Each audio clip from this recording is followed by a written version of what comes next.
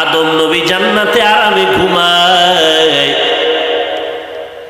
ঘুমের গভীরতার মধ্যে আমি রব্বুল আলামিন আদমের পেছনের হাড় নিয়া হাওয়াকে বানাইয়া সুন্দরী রূপসী করে পোশাক পরাইয়া একটু দূরে আমি বসায় রেখেছিলাম।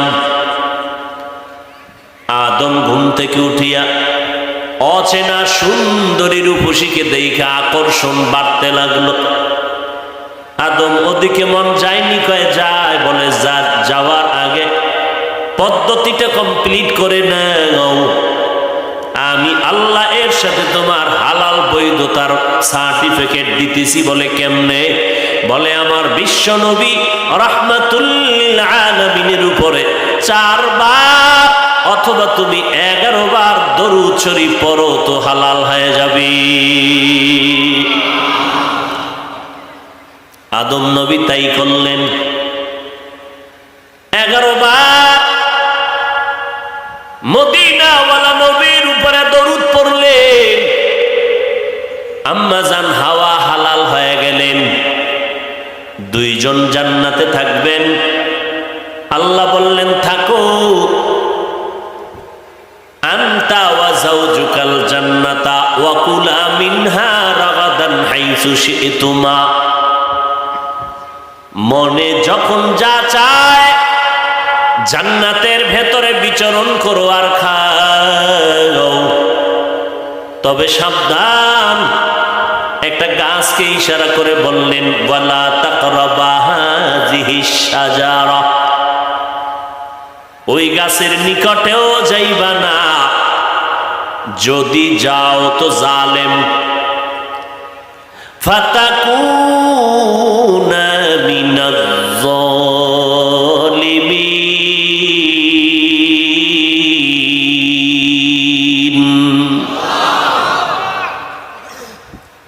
মুফাসসিরিনে কেরাম বলেন আল্লাহ আদম হাওয়াকে বিচরণ করার স্বাধীনতা দিলেন, খানারও স্বাধীনতা দিলেন, কিন্তু নিষিদ্ধ গাছকে বলে কেন বললেন ওখানে যাবে না? গাছটা কি বিষ গাছ নাকি ফলটা কি বিষ? মুফাসসিরিনে কেরাম বলেন না, গাছটাও কোনো খারাপ না, ফলও ভালো, ফল খারাপ না। নিষেধ কেন করেছে? কিয়ামত পর্যন্ত আওলাদে আদমদের আল্লাহ একটা বিধান কায়েম করায় দিলেন আদমের মাধ্যমে। এই আদম সন্তান, জান্নাতের মধ্যে তোমার আব্বা আম্মা বিচরণ করেছে, মনের মতো খাইছে, কিন্তু এরপরও সীমাবদ্ধ স্কেল লাগাই দিছি, পাইলেই খাওয়া যাবে না, নিষিদ্ধ গাছের কাছেও যাইবা না। তোমাদের জিহ্বাটাও কিন্তু গরুর মতো দৌড়ায়, হালাল চেনে না, হারাম চেনে না।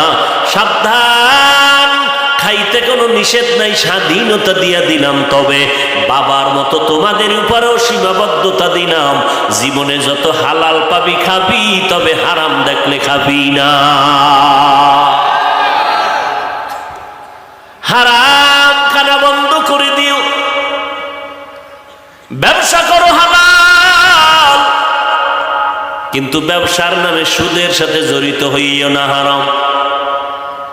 সুদ দিবা না, নিবা না, সাক্ষীও থাকবা না, তাহলে যে দিল যেই পরিমাণ অপরাধী, যে নিল সে ওই পরিমাণ অপরাধী, যারা লেখলো সাক্ষী হইল সবাই একই অপরাধী। বলে অপরাধ কি?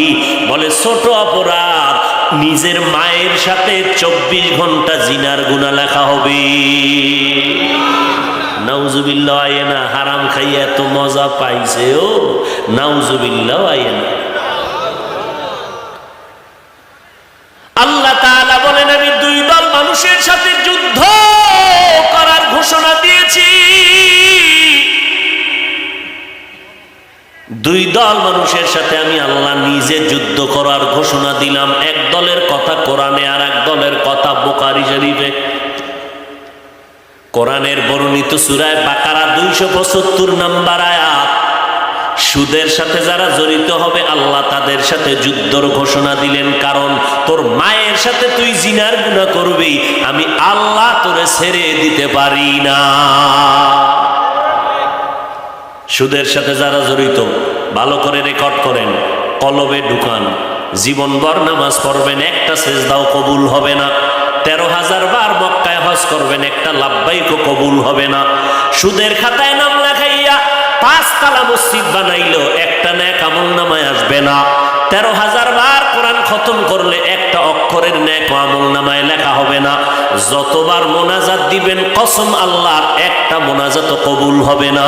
কোরআন শরীফ খুলো, তওবা না করে যদি মরে যাও, আল্লাহ ঘোষণা দেয় চিরস্থায়ী তোমার জন্য জাহান্নাম। বলার দায়িত্ব আমার, মানবেন কিনা সে দায়িত্ব আপনার। এবার বলবেন হুজুর আপনাদের মতো কি সম্ভব? বাদ দেন আমগো হুজুরের গোষ্ঠীবাদ। এবার আপনার সাইনবোর্ডে দাঁড়ান। আপনি চাকরি করেন, আপনি ব্যবসা করেন, আপনি লেখাপড়া করেন। এবার আপনার বিবেক নামের আদালতকে জিজ্ঞাসা করি, আপনার মতো র্যাব, আর্মি, পুলিশ, বিডিআর এর চাকরি করে, এমপি, মন্ত্রী, chairman, member, OC, DC, SP, 5 বেলার নামাজ পড়ে হালাল খায়, ব্যবসা করে, 1 টাকাও হারাম খায় না, যদিও সংখ্যায় কম, তবে হালাল রাস্তায় চলনেওয়ালা আপনাদের লাইনের মানুষ আছে না নাই? বাস শেষ। আল্লাহ ওই লোকটারে আপনার সামনে দাঁড় করাইয়া হাসরের দিন বলবে, এই বেঈমান, তোর লাইনে থাইকা এই লোকটা যদি হালাল খাইতে পারে তুই পারলি না কেন? বাস ওখানেই সাইজ হয়ে যাবে। ইয়া আইয়ুহাল্লাযীনা আমানুত্তাকুল্লাহ ওয়া যারু মা বাকিয়া মিনার রিবা ইন কুনতুম মুমিনিন।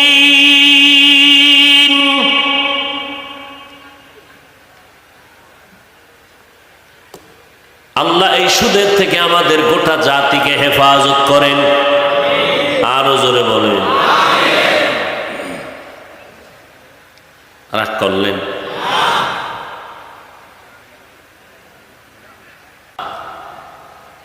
আল্লাহ তাআলা বলেন, আমি মানুষ মাটির থেকে সৃষ্টি করলাম, তোমাদের আব্বা এবং তোমাদের মা,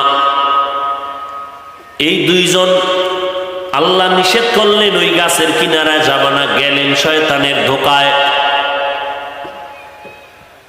এরপরে দুজনকে ইতিহাস আপনারা জানেন, দুনিয়ায় পাঠায় দিলেন। 2 জনে 2 জায়গায় ছিলেন, এক সময় দুজন এক জায়গায় হলেন। আরাফার ময়দানে দুজনের বহু বছর পরে মোলাকাত হয়ে গেল। 2 জন এবার সংসার করা শুরু করলেন।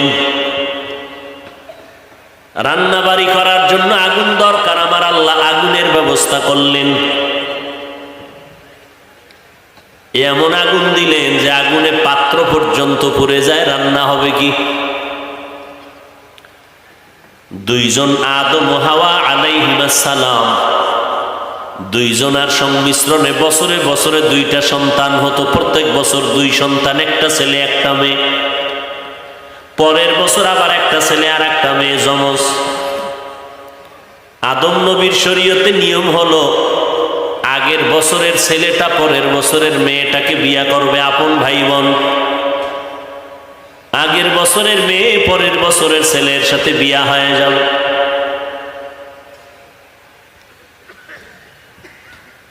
আল্লাহ বুঝাইলেন, মা বাবা যেই পদার্থের হবে সন্তানও সেই পদার্থেরই হবে। আদম যেহেতু মাটির, আম্মাজান হাওয়া যেহেতু মাটির, আমরা তার সন্তান, আমরাও মাটির। এক জবাব ক্লিয়ার।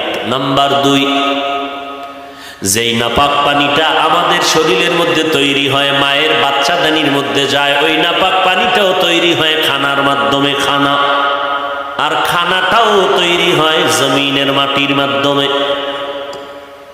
2 নাম্বার 3, নাপাক পানি যখন মায়ের বাচ্চাদানিতে নেওয়া হয়, আল্লাহ তাআলা ফেরেশতা পাঠাইয়া কয়, ও ফেরেশতা, ওই নাপাক পানির সাথে একটু মাটি মিশ্রণ করে দাও। কোথায় পাবো মাটি?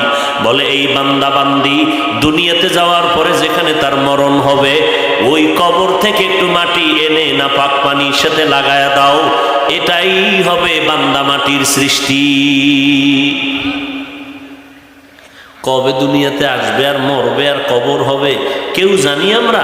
আল্লাহ কয় আমি জানি। আমি ফেরেশতাকে বললাম এই বান্দা এতদিন বাঁচবে, অমুক জায়গায় কবর হবে, ওখান থেকে মাটি নিয়ে আস। কথা হইল যারা আগুনে পুড়ে গেল, পানিতে শেষ, লাশও নাই, এগো মাটি হইল কই? মুফাসসিরিনে কেরাম বলেন মানুষের সব অঙ্গ প্রত্যঙ্গ আগুনেও যদি পুড়ে দাও, পানির মধ্যেও যদি নিশ্চিহ্ন হয়ে যায়, তবে একটা অংশ আছে আমাদের পিঠে যে একটা মেরুদণ্ড আছে, সোজা হাড়, এই হাড়ের নিচে একটা মার্বেলের মতো গোড়া আছে, গোড়া। এটা কিয়ামতের আগ পর্যন্ত কখনো পানিতেও নষ্ট হবে না, আগুনেও পুড়বে না। ওই অংশটা কোনো না কোনো একদিন মাটির সাথে গিয়া লাগবে, আর ওইটাই হবে তার কবর। আল্লাহ জানেন, ফেরেশতাকে বলে দেয় এখান থেকে মাটি নাও। এতক্ষণ শুধু যুক্তি টুক্তি দিয়া প্রমাণ কি করতে চাইলেন ওলামায়ে কেরাম?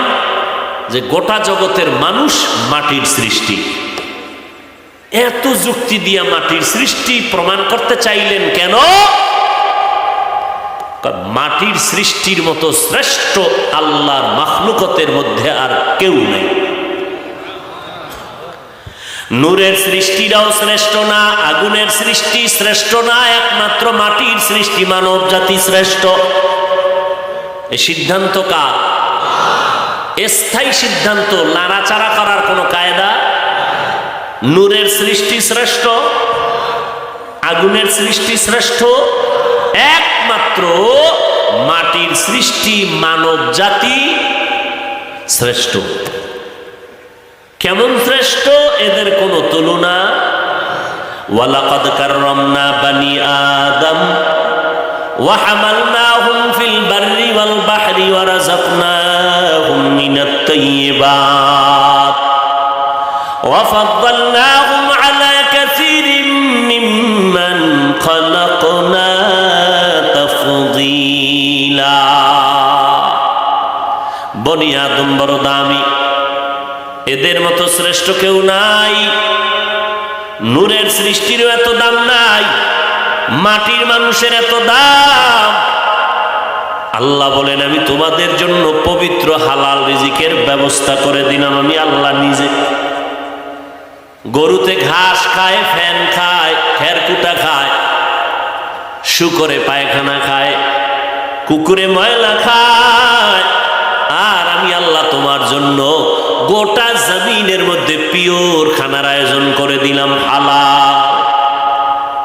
তরমুজ খাবি, মজা কইরা খাবি না, কাবার দিয়া দিছি যেন তোর খাইতে কোনো কষ্ট না হয়, ময়লা যেন না লাগে। কিন্তু তুই কত বড় নিমক হারাম, ওই তরমুজের ভিতরে তুই মেডিসিন ঢুকাইছ। কত বড় তুই নিমক হারাম, তোরে জুতা দিয়ে ১.৫ বছর ফিটাইলেও তো ঝাল মিটে না। তুই কত বড় বেঈমান। আল্লাহ তাআলা বলেন তোরে আমি কত ভালোবাসি, আমি তোমার জন্য হালাল খানার আয়োজন করে দিলাম। পিওর মশলা লাগবে, মশলা, পেঁয়াজ, রসুন, আদা, তেজপাতা, এরপরে দারচিনি, এলাচি, তোর আব্বাই বানায় নি। আল্লাহ খায় আমি জমিনে গাছ লাগাইয়া ব্যবস্থা করে দিছি। ওয়া আদাসিহা ওয়া বাসলিহা, তুই ভাত খাবি, চাল দরকার, আমি আল্লাহ পাক চালটারে কাবার করে দিলাম ধান। এটারে বান্দা তুই প্রিপেয়ারিং করিয়া, শোধন করিয়া করিয়া তুই চাল বের করো। আমি আল্লাহ তাআলা ওই চালের মধ্যে এত ভিটামিন দান করলাম, তুই এত বড় নেমো খারাম, ওই চালের মধ্যে আবার মেশিন লাগাইছো, মোটাটারে চিকন বানাইছো, মেডিসিন মাইরা ভিটামিনের গোষ্ঠী শুদ্ধ উদ্ধার করে দিছ রে নিমো খারাম। করেনি কি? মিনিগেট, আরো কত কচু, পুলিশে আরে ভিডারে ভিডা, এই নাম পাইছো কই? এই ২ নাম্বারই শিখছো কই? স্যার আমার দোষ কি? যারা এটি বানায় মেশিন আগে ধরেন, খবর নাই, সারাদিন মোরাকাবা করে মোবাইল নিয়ে, কি দেখে আল্লাহ জানে। এডিয়ার দেখে না, 2 নাম্বারই ব্যবসা করে। দেখছেননি কারবার? ফার্মের মুরগি দিলে খায় না কেন? দেশি দাও, খাইতে গেলে দেশি, আর সব ব্যবহার করে বিদেশি। পোশাক কেন দেশিটা হবে না?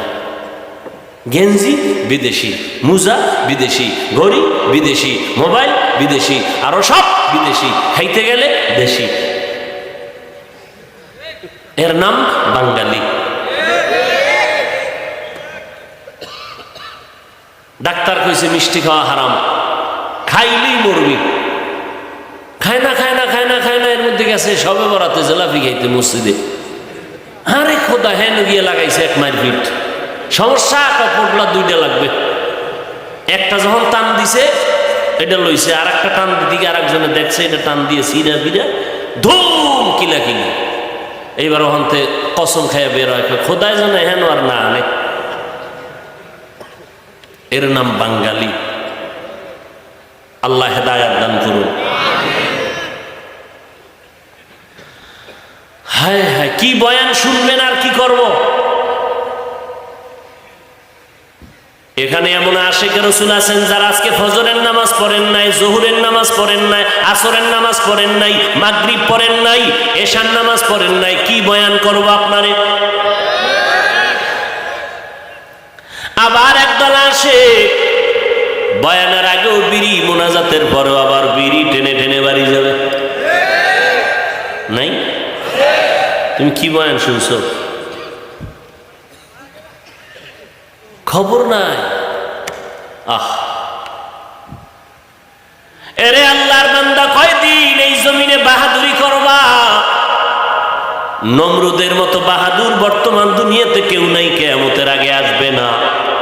যেই নমরুদ আমার আল্লাহকে মেরে ফেলার জন্য রেডি হয়ে গেল, সেই নমরুদের আমার আল্লাহ ধ্বংস করার জন্য কোনো ফেরেশতা পাঠাইতে হয় নাই। একটা অসুস্থ মশা সাথে ছিল জুতা মোবারক। ফেরাউন টাটকা ফকিন্নির বাচ্চা ছিল, মানুষের জমিনে শশা তরমুজ মাথায় করে টাইনা মিশরের বাজারে নিয়ে কিছু টাকা পাইত। বদিল্লা কাজের ভোলা। ওই মিশরের কবরস্থানের দারোয়ান হামানের লাগে যোগাযোগ কইরা এক পর্যায়ে আস্তে আস্তে কিছু টাকা জমাইয়া, এবার টাকার বাহাদুরি হইয়া বহু পরে এক সময় মিশরের চেয়ারে বসে কয়, আমি শুধু খোদা, আনা রব্বুকুমুল আ'লা, আমি সব থেকে বড় খোদা। আল্লাহ কয়, দেখ তুই কত বড় খোদা, তোর লাশটা কিয়ামত পর্যন্ত রাইখে দিন, মানুষ দেখবে তুই কত বড় খোদা। আছে না লাশ? কোটি টাকার মালিক দেখো অভাব হয় না দূর, গরিব ঘুমায় আরাম করে মনটা বাহাদুর। ফেরাউনের লাশটা দেখো মিশর জাদু ঘরে, খায় না মাটি পোকা মাছি সবাই ঘৃণা করে। হৃদয়ে থাকিবে যার নম্রতা সদা, রহমত আসিবে সেথা প্রভুর ওয়াদা। বড়র বাড়াই থাকলে দিলে রহমত আসবে না, নিজেকে নিজে ছোট মনে করিও সদা। উঁচু জমিন থেকে পানি নিচু জমিনে যায়, তেমনি খোদার রহমত আসে নম্রতার হৃদয়। ভোগবিলাসের বাড়ি গাড়ি পরে রবে সব, থাকতে সময় স্মরণ করো আল্লাহ আমার রব। কই টাকার বালিশ বানাইয়া মনে হয় যেন ঘুমাইতেন। যমুনা গ্রুপের মালিক আল্লাহর বান্দা আজ দুনিয়ায় নাই। করোনা আক্রান্ত হয়ে গেল, ডাক্তারেরা কত হাজার কোটি টাকা চাও, নিয়ে যাও, কলম দিয়া স্টাম্প দিয়া দেই, আমারে বাঁচাও। দুনিয়ার সব ডাক্তারেরা টাকার মোকাবেলায় ওই যমুনার মালিকের আর বাঁচাইয়া রাখতে পারলো না। আল্লাহর বান্দা আজ কবরে খালি হাতে চলে গেল, তার জীবনের সব কামাই দুনিয়ার মাটিতে পড়ে রইল। মিনহা খালাকনাকুম, এর মাটির মানুষ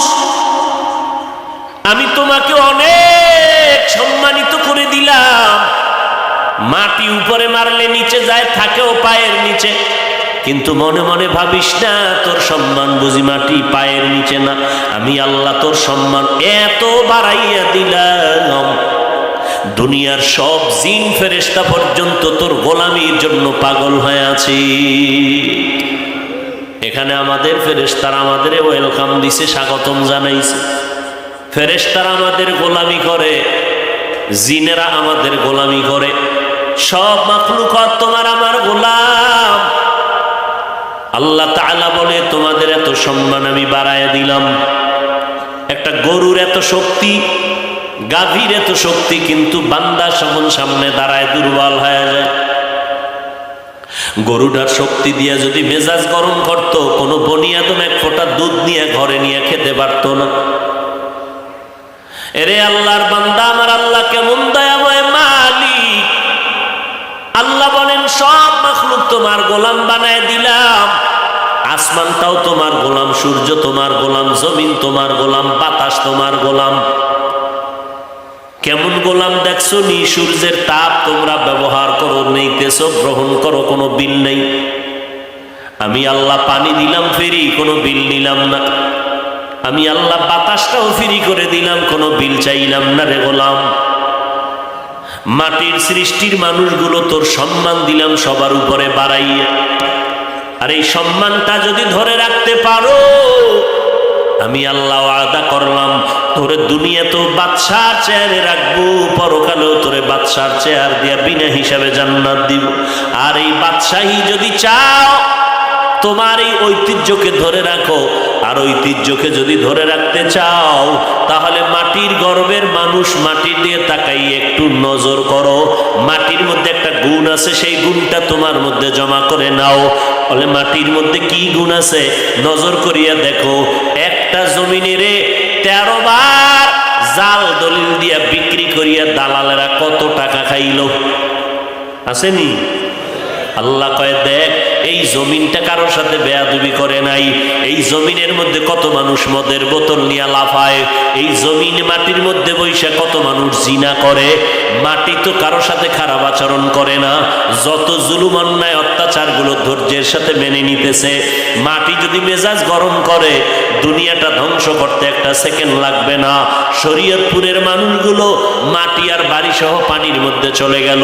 এরে আল্লাহর গোলাম, এখানে যদি আল্লাহ অর্ডার করে মাটি তুই 50 ফিট নিচে ধসে যা, মাটি ধসে যাবে। বাড়িঘর শুদ্ধ মানুষ আর ধরো বলতেও কোনো সময় পাবে না। আল্লাহ তাআলা বলেন মাটির মধ্যে তাকায় দেখ, এই মাটির মধ্যে একটা গুণ আছে। এই মাটি যত জুলুম করা হয়, কারো সাথে খারাপ আচরণ করে না, বরং নিজের ধৈর্যের পাহাড় হইয়া সব মেনে নেয়। ও মাটির মানুষ, তোমার মধ্যে এই গুণটা অর্জন করো। তুমি গরম মেজাজ দেখাইও না, মাটির মতো নরম হইয়া জমিনে চলো। মাটির মতো নরম হয়ে চলো, গরম গরম ভাব দেখাইও না। বলে নরম চলার মাধ্যম কি? বলে বান্দা একা একা পারবা না, কারণ তোমার মধ্যে রক্তের গরম আছে, টাকার গরম আছে, ক্ষমতার গরম আছে, এলেমের গরম আছে, আমলের গরম আছে। সব গরমটাকে দমন যদি করতে চাও, তাহলে আল্লাহর পেয়ারা বান্দাদের বন্ধু হইয়া তারপরে চলো। দুনিয়ার জমিনে নিজের অহংকার ভাবটাকে বন্ধ যদি করতে চাও, তাহলে একজন খাঁটি আল্লাহওয়ালা, যাদের বয়ান শুনলে দিল নরম হয়, যাদের সংস্পর্শে গেলে বেআমলওয়ালারা আমলওয়ালা হয়, এইরকম আল্লাহওয়ালাদের সংস্পর্শে যাও। এইরকম আল্লাহওয়ালার নেক নজরে যদি থাকো, দেখবা একদিন কলবের উপরে নজর লাগতে লাগতে কলবটা দুর্বল হয়ে যাবে, নরম হয়ে যাবে। এরে নবীর উম্মত, রাগ তো আপনাদের অন্তরেও যেমন আছে, আমাদের অন্তরেও তো রাগ আছে। রাগ নাই? আপনারাও যেমন সূর্যের আলো বাতাস নেন, আমরাও তো নেই। আপনারা যেই জমিনে বসবাস করেন, আমরাও তো করি। আপনারা যেই নদীর পানি আর যেই গাছের ফল খান, আমরাও তো একই ফল আর পানি পান করি। আপনারা যেই ফল ফসল দিয়া চলেন, আমরাও তো এগুলোই খাই। আপনার আকৃতি 2 হাত 2 পা, আমারও তো একই সিস্টেমের। আপনার মেজাজটা যদি গরম হয়, আপনি আমারে 13টা গালি দিতে পারেন, আমিও তো আপনাকে গালি দিতে পারি। কিন্তু না, এই টুপি মাথায় দেওয়ার পর আমরা টুপি মাথায় মাথায় দিয়া, দাড়িটা লম্বা করে, 5 বেলার নামাজ পড়ি, হালাল খাই। মদিনাওয়ালার তরিকা মানিয়া চলার কারণে যারা নবীর তরিকায় চলে না, আমরা তো তাদের খারাপ জানি না। এমন কি এই জমিনে বিধর্মীদের বিরুদ্ধে কোনো বয়ান করি না, হিন্দুদের বিরুদ্ধে বলি না, খ্রিস্টানের বিরুদ্ধে বলি না, ইহুদির বিরুদ্ধে বয়ান করি না। এমনকি আমার মুসলমান ভাইরা যারা নামাজ পড়ে না, রোজা রাখে না, আমরা তাদের বিরুদ্ধে কোনো বয়ান করি না। যত কথা বলি দিলটা নরম কইরা, মনে হয় যেন আপনার টাকার কেনা আমি গোলাম, নত হইয়া হইয়া পায়ে ধরে ধরে ধরে ধরে বয়ান করি। ভাইজান নামাজটা পড়েন, টুপিটা মাথায় দেন, মা বাবার খেদমত করেন।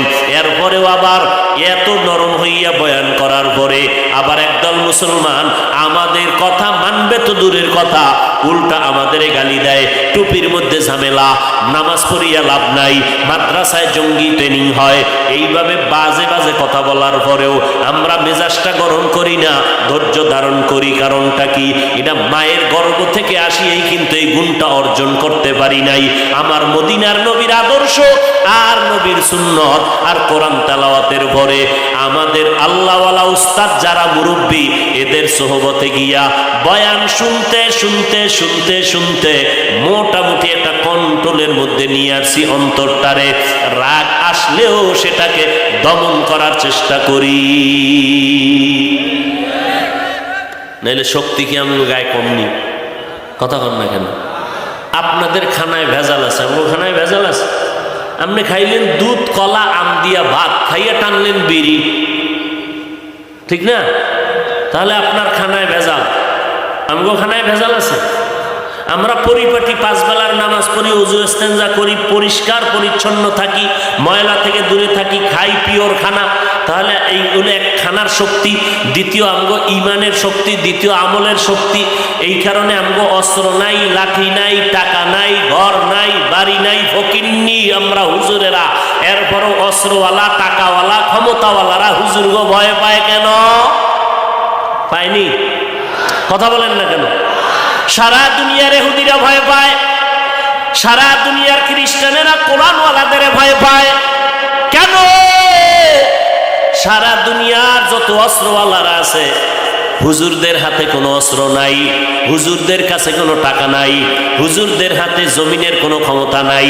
এরপরও সমস্ত দুনিয়ার টাকাওয়ালা, ক্ষমতাওয়ালারা, অস্ত্রওয়ালারা কোরআনওয়ালাকে কেন ভয় পায়?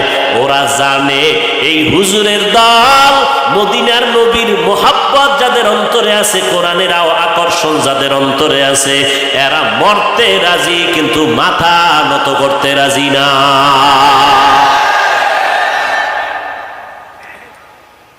এরপরও আমরা কত গালি শুনি, চুপ।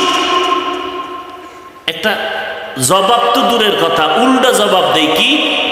ইমাম সাহেবের কতই না বাজে কথা বলে কত মানুষ, এরপর মোনাজাতে দোয়া করে, আল্লাহ এলাকায় শান্তি দান করেন, ব্যবসায় বরকত দান করেন, কবরওয়ালাদের আযাব মাফ করে দেন, অসুস্থ রোগীদের সুস্থ বানায় দেন। হয়নি ইমাম সাহেব? কোনদিন বরদোয়া করে না। কারণ মিনহা খালাকনাকুম, এরে মাটির মানুষ, মাটির মতো নরম হইয়া চলো। কয়দিনের গরম ভাব নিয়ে চলবা? গরম ভাব দেখাইয়া নমরুদ টিকতে পারে নাই, সাদ্দার টিকতে পারে নাই, কারুন টিকতে পারে নাই, আবু জাহাল টিকতে পারে নাই। এক এক করে সব বিদায় হয়ে গেছি। ও আল্লাহর বান্দারা, এখনো সময় আছে, নবীর মোহাব্বতে তরিকাটা গলার মালা বানাও। ও এলাকার মুসলমান, ও পর্দার আড়ালের আম্মা জানেরা, বোনেরা, ও বৃদ্ধ বাবাজি, মাটির মতো নরম তবিয়তটা, অভ্যাসটা অন্তরে নিয়া সন্তানগুলোকে আদর্শওয়ালা বানাও। দুনিয়া কিছুই না রে বাবা। আজকে আমি টাকার গরম দেখাই, আমার শিক্ষার গরম দেখাই, আমার গরমের মেয়াদ কত জানেননি? আমার বক্তাগিরির একটা গরম আছে, আমার মতো বড় কণ্ঠওয়ালা বক্তা বাংলাদেশে নাই। এই যে গরম গরম ভাব দেখাইয়া চলবো, এই গরমের মেয়াদ কত? আজরাইল আসা পর্যন্ত। আজরাইল যখন এসে হাজির হয়ে যাবে, তখন 3টা সাদা কাফন আমার জন্য রেডি হয়ে যাবে। কে বক্তা, কে শ্রোতা, কে ইমাম, কে মুক্তাদি, কে ডাক্তার, কে রুগী, কোনো ভেদাভেদ থাকবে না। 3টা সাদা কাফনের প্যাকেটে আপনিও যাইবেন, আমিও যাব। ওই প্যাকেটটা বানাইয়া যখন বাঁশবাগানে কবরের মধ্যে রেখে সবাই চলে যাবে, ওই কবরে কোনো ফেরেশতা জিজ্ঞাসা করবে না তুমি কয় নাম্বারের নেতা, কয় টাকার মালিক, তোমার বাড়ি গাড়ি কেমন, শিক্ষাগত যোগ্যতা কেমন। আমি হাফিজুর রহমানকে যেই প্রশ্ন করবে আপনাকে সে একই প্রশ্ন করবে। সমস্ত কবরওয়ালাদের তিনটা প্রশ্ন করবে, রবের পরিচয় দাও, ধর্মের পরিচয় দাও, রাহমাতুল লিল আলামিনের পরিচয় দাও। এই তিনটা প্রশ্নের জবাব যারা দিতে পারবে, মদিনার নবী বলেন তাদের কবর হবে রওজাতুম মির রিয়াজিল জান্নাহ। আর যারা জবাব দিতে পারবা না, তাদের কবর হবে হুফরাতুম মিন হুফারিন নার। ও আল্লাহর বান্দা, কয়দিন আর যৌবনের বাহাদুরি করবি? আমরা বলি না সবাই আমাদের মতো টুপিওয়ালা হয়ে যাও, না না, স্কুলে যারা পড়ো পড়ো, যারা চাকরি করো করো, যারা লেখাপড়া করো করো রে বাবা, ব্যবসা করো করো। তোমার মতো স্কুল পড়ুয়া ছাত্র 5 বেলার নামাজি আছে না নাই? তাহলে তুমি কেন পারবা না? তোমার আমার মতো কত বান্দা জীবনে মাদ্রাসায় পড়ে নাই, আলিফ বা তাও জানে না। এই রকম বান্দা র্যাব, আর্মি, পুলিশ, বিডিআরের চাকরি করে, 1 বেলার নামাজও বাদ দেয় না। নিজের বিবেকটাকে জিজ্ঞাসা করো রে বাবা, তুমি কেন 5 বেলার নামাজ পড়তে পারো না? তোমার আমার মতো কত আল্লাহর বান্দা এই জমিনের মধ্যে রাস্তায় গাড়ি চালায়, নামাজ ছাড়ে না, নদীর মধ্যে মাছ ধরে, নামাজ বাদ দেয় না, কৃষি কাজ করে, গামছা পিছাইয়া নামাজ পড়ে, তারপরও নামাজ ছাড়ে না। ও আল্লাহর বান্দা, আল্লাহ আকল দিছে, বিবেক দিছে, চিন্তা করো তুমি কেন পারবা না? ও পর্দার আড়ালের আম্মা জানেরা, আপনারা নবীদের মা, আলেমের মা, সাহাবায়ে কেরামের মা, হাফেজে কোরআনের মা, আপনারা দামি দামি সন্তানের মা, আপনাদের মর্যাদা আমার আল্লাহ বাড়িয়ে দিয়েছেন। ও পর্দার আড়ালের মা বোনেরা, আপনাদের কি মনটা চায় না একজন আলেম হাফেজের মা হইয়া কবরে যাবেন? ও মা, দুনিয়াটা কিছুই না, আজকে আপনার টাকা পয়সা বাড়ি গাড়ি অভাব নাই, এমন একটা দিন আসবে সাদা কাফনের প্যাকেট বানাইয়া যখন কবরে নিবে, আপনার সন্তানগুলো মা মা বলে চিল্লায় কাঁদবে, আপনি কোনো জবাব দিতে পারবেন না। ও আম্মা জান, আজ আপনার স্বামীর ঘরে আসিয়া সন্তানের মা হইলেন, আপনারও তো মা আছে, ওই মায়ের চিন্তা করেন আপনার সন্তান নিয়ে আপনি কি পরিমাণ কষ্ট করেন। আপনার মাও কিন্তু এই পরিমাণ কষ্ট করেছিলেন। আজ ওই মা কবরে চলে গেছেন, আপনাকেও তো একদিন কবরে চলিয়েই যেতে হবে। ও পর্দার আড়ালের আম্মা জান, আপনারা খাদিজা রাদিয়াল্লাহু আনহার মতো নারী, ফাতেমা রাদিয়াল্লাহু আনহার মতো নারী, নবীজির বিবি আয়েশা রাদিয়াল্লাহু আনহার মতো আপনারা নারী, আপনাদের জান্নাত যাওয়া বড় সহজ। স্বামীর খেদমত করেন, মাল হেফাজত করেন, সন্তানগুলো আদর্শওয়ালা বানান, সন্তানটাকে আদর্শওয়ালা আদবওয়ালা বানান। সন্তান ডাক্তার হবে আলহামদুলিল্লাহ, তবে আদর্শ যেন ঠিক থাকে। আপনার সন্তান ইঞ্জিনিয়ার বানাবেন আলহামদুলিল্লাহ, তবে সন্তান যেন চরিত্রহীন না হয়। আপনার সন্তানের একজন বড় ডাক্তার বানাবেন আলহামদুলিল্লাহ, তবে ব্যবহারে যেন কোনো মুরব্বীরা কষ্ট না পায়। ও আল্লাহর বান্দিরা, আল্লাহর কাছে দোয়া করেন, তওবা করেন, আল্লাহকে বলেন আল্লাহ নেককার সন্তানের মা বাবা হওয়ার তৌফিক দান করে দাও। সন্তান ডাক্তার হলেও কোনো দুঃখ নাই, যদি আমার সন্তান নবীর তরিকা মতো চলে, মানুষের দোয়া নিয়ে কবরে যাইতে পারে। ও যুবকেরা, আল্লাহর কাছে তওবা করে নাও, দুনিয়ায় কয়দিন আর থাকবা, আল্লাহর কাছে তওবা করো। আর আল্লাহকে বলো, হে মালিক, আমি ডাক্তারি পড়ি, ইঞ্জিনিয়ারিং পড়ি, যাই পড়ি, আর কোনোদিন ব্যবহার কারোর সাথে খারাপ করব না, মা বাবার সাথে খারাপ আচরণ করে বরদোয়া নিব না, ওলামায়ে কেরামের বিরোধিতা করে গুনাহগার হব না, নবীর তরিকার বাহিরে চলব না, দেশের বিরুদ্ধে জাতির বিরুদ্ধে কোনো ষড়যন্ত্রে লিপ্ত হব না। আল্লাহর কাছে মনে মনে তওবা করে নাও। আমার আল্লাহ তওবার দরজা খুলে রাখলেন, অন্তরটাকে বুঝাও। ও পর্দার আড়ালের আম্মা জান, আপনাদের মতো মা এখনো এলাকার মধ্যে ঘুরলে দেখবেন বহু মা এখনো আছে, 5 বেলার নামাজ বাদ দেয় না, স্বামীর খেদমত করে, পর্দা করে, হালাল খায়, রাতের বেলা তাহাজ্জুদের নামাজটা পর্যন্ত পড়ে। ও মা, আপনি কেন পারবেন না? কয়দিন আর দুনিয়াতে থাকবেন? আপনার আর 5 বছর বাঁচার গ্যারান্টি নাই। আজরাইল যদি আসে সবাই আপনার লাশটা ঘর থেকে নামাইয়া বাসবাগানে নিয়ে যাবে। অতএব এখনো সময় আছে তওবা করার জন্য। আল্লাহ বলেন তওবা করলে মুহূর্তে জীবনের সব গুনাহ মাফ করে দিব। ও আল্লাহর বান্দারা, বৃদ্ধ বাবাজি, পর্দার আড়ালের মা, যুবক, আল্লাহকে মনে মনে ডেকে বলো, হে আল্লাহ, দুনিয়াতে আসিয়া কত অপরাধ করেছি রে মালিক। আমার অন্যায়ের খবর আমার মা বাবা ভাই বোনেরা জানে না, আপনি জানেন। আজকে থেকে তওবার নিয়ত করে ফেললাম, আর নামাজ ছাড়বো না, বেপরদায় চলবো না, মা বাবাকে কষ্ট দিব না, নবীর তরিকার বাহিরে চলবো না। ও দয়ার মালিক, মেহেরবানি করে তুমি আমাকে মাফ করে দাও। উলামায়ে কেরামের পরামর্শ নিয়ে চলবো, জাহান্নামী হইয়া কবরে যাব না। তওবা করার যদি অন্তরে নিয়ত থাকে, অন্তরে কোনো দুর্বলতা না থাকে, মরে গেলে যাব, হায়াতের মালিক আমার আল্লাহ, ইজ্জতের মালিক আমার আল্লাহ। আয় আল্লাহ, আপনি হায়াতের মালিক, ইজ্জতের মালিক, রিজিকের মালিক।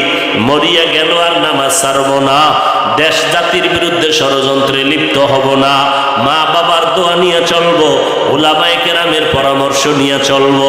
তওবা করার যদি অন্তরে কারো খাঁটি ভাবে নিয়ত হয়ে থাকে, খাঁটি তওবার নিয়তে আমার আল্লাহকে দুটো হাত উঁচু করে দেখায়া দেই।